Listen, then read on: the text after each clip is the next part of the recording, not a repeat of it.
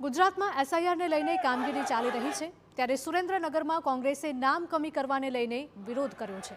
કોંગ્રેસે દાવો કર્યો છે કે ખોટી રીતે નામ કમી કરવાના ફોર્મ ભરવામાં આવ્યા છે। ફોર્મ કોણ આપી ગયું છે તેને લઈને પણ કોઈ જ નોંધ નથી પાડવામાં આવી અને આને લઈને હવે આગામી દિવસોમાં વધુ ઉગ્ર આંદોલન બનવાની પણ ચીમકી ઉચ્ચારી હતી।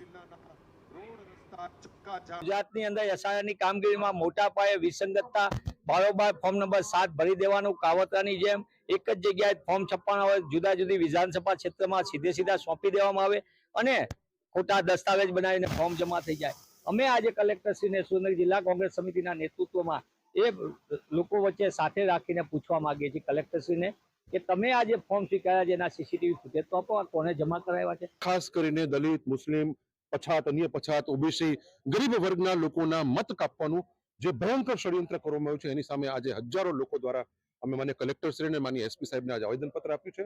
અમે બીજી પણ અમને આશંકા છે કે આ ફોર્મ સોફ્ટવેરના માધ્યમથી છપાણા હોય, કદાચ ચૂંટણી પંચના કાર્યાલયની અંદર જ પણ આ ફોર્મ છપાણા હોય તો પણ કહી શકાય નહીં।